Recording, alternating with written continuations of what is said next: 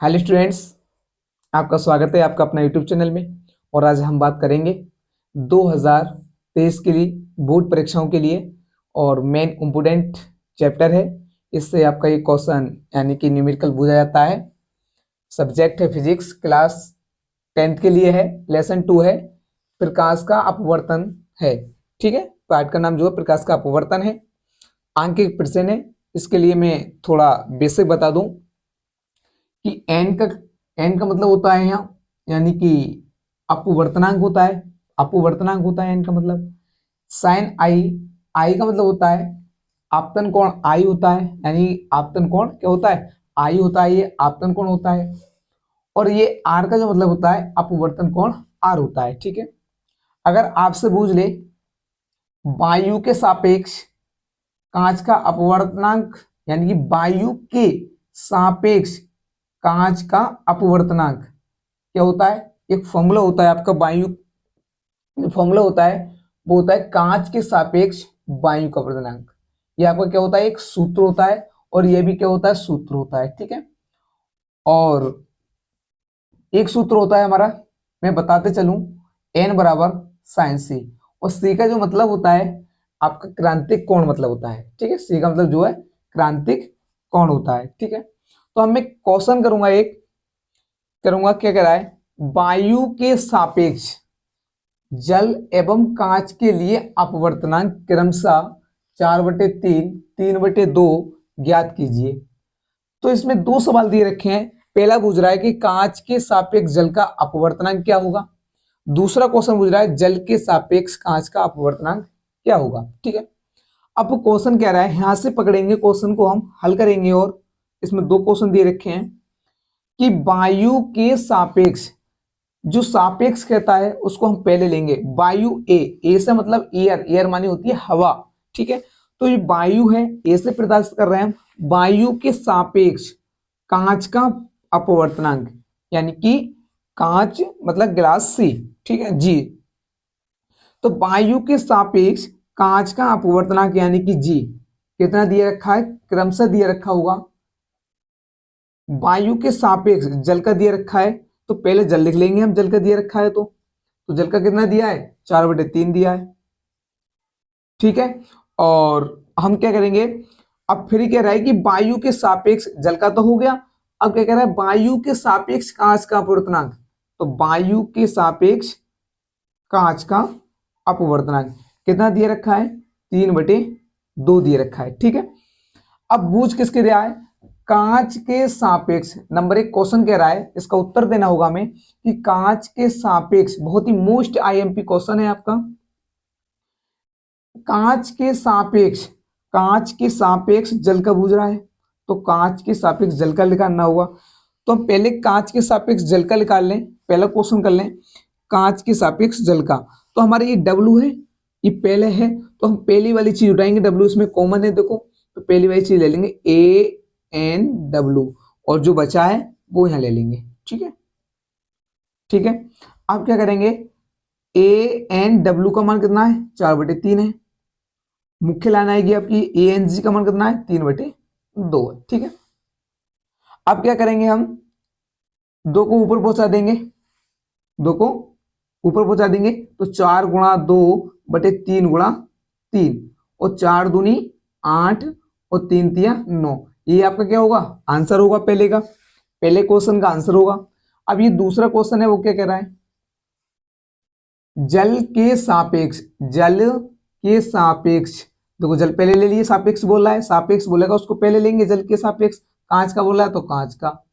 अब उसमें देखेंगे हम, जी पहले है तो जी वाला पहले लिख लेंगे हम, ANG/, अब जो बचा है तुम्हारा ये वाला, तो ये पहले बात को लिख लेंगे हम। ठीक है, तो आपका क्या हो जाएगा, ANG की वैल्यू कितनी हो जाएगी, 3/2, और इसकी वैल्यू कितनी हो जाएगी, 4/3। 3 यहाँ पहुंचेगा, 3×3 9 और 4 आएंगे, 4×2 8। तो ये क्या होगा, हमारा आंसर होगा। ठीक है, अब बात करेंगे हम नेक्स्ट क्वेश्चन की है। नेक्स्ट क्वेश्चन की बात करेंगे, दूसरा क्वेश्चन है, बहुत ही इंपोर्टेंट क्वेश्चन है, 2018 में आया हुआ है। ठीक है, वो कह रहा है कि जल तथा कांच के अपवर्तनांक क्रमशः दिए रखे हैं आपको, 1.35 तथा 1.50 है। तो यदि प्रकाश किरण कांच से जल में जा रही हो तो कितना अपवर्तनांक होगा। तो ऐसे सवालों के लिए बहुत ही आसान है, आपको जल और कांच का अपवर्तनांक दे रखा है, आपको ये नहीं पता है कि किसके सापेक्ष दे रखा है, तो आप जो हमेशा लेके चलेंगे इसको, अगर नहीं दे रखा हो तो वायु के सापेक्ष लेके चलेंगे। वायु के सापेक्ष कांच जल का अपवर्तनांक कितना है, देखो जल कह रहा है तो वायु तो लेके चलेंगे, जब दिया नहीं रखा है तो सापेक्ष में नहीं दे रखा है, तो हम क्या करेंगे, वायु के सापेक्ष जल का अपवर्तनांक कितना है 1.35। अब फिर क्या कह रहा है, वायु के सापेक्ष दिया नहीं है परंतु हम वायु के सापेक्ष ले रहे हैं, तो वायु के सापेक्ष क्या कह रहा है, कांच का कह रहा है, तो कितना दे रखा है उन्होंने 1.50। ठीक है, अब क्या करेंगे, बूझ कह रहा है यदि प्रकाश किरण कांच से कहां जा रही हैं, जल में जा रही हैं, देखो कांच से कहां जा रही हैं, जल में जा रही हैं, तो इसके बराबर क्या होगा भाई, तो हम बताएंगे, फॉर्मूला बनाएंगे G&W, ये W है तो W वाली चीज हम क्या लिखेंगे, पहले लिखेंगे ये वाली चीज A&W, जो W है वो पहले क्या लिखेंगे, ये लिख लेंगे, और बटे में जो बचेगा वो ANG बचेगा। ठीक है, तो अब क्या करेंगे इसमें कि आपका A&W का मान कितना दिया है 1.35 दिया है भाई। ठीक है, अब क्या करेंगे, ANG की वैल्यू कितनी दे रखी है, इतनी दे रखी है।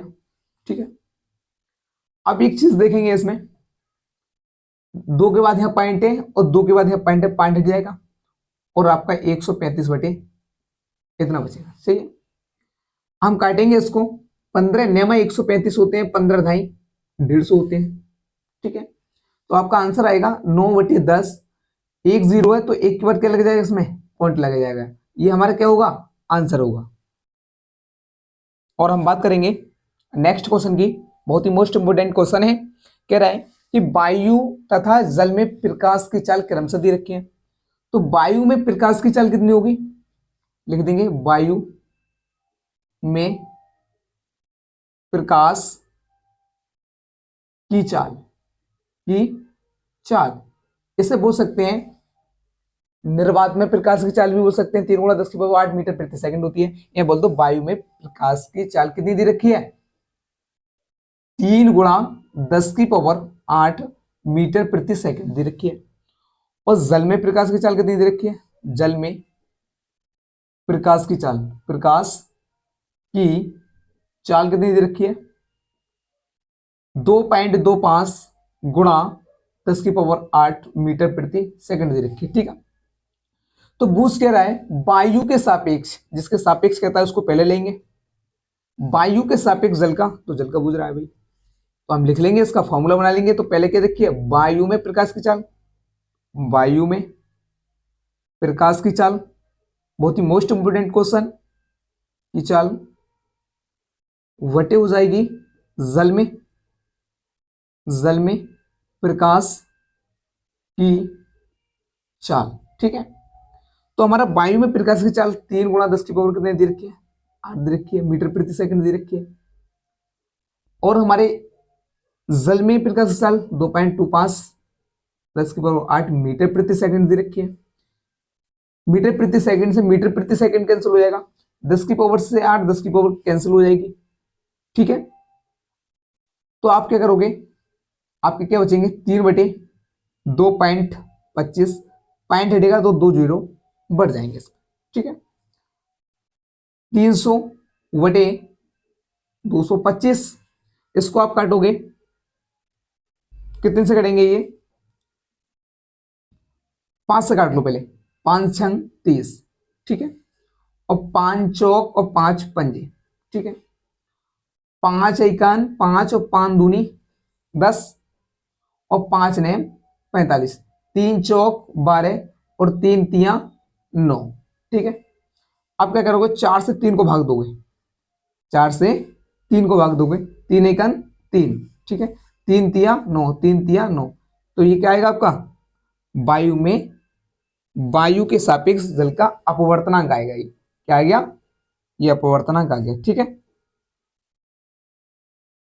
किसी नेक्स्ट क्वेश्चन है, और ये बहुत ही मोस्ट इंपोर्टेंट क्वेश्चन है, ये आपको एग्जाम में 2014, 16, 17, 18 ये 4 वर्षों में, मतलब 4 वर्षों में पूछा गया है प्रत्येक बार, लगातार है, मतलब एक का गैप है इसमें, मगर लगातार पूछा गया क्वेश्चन है।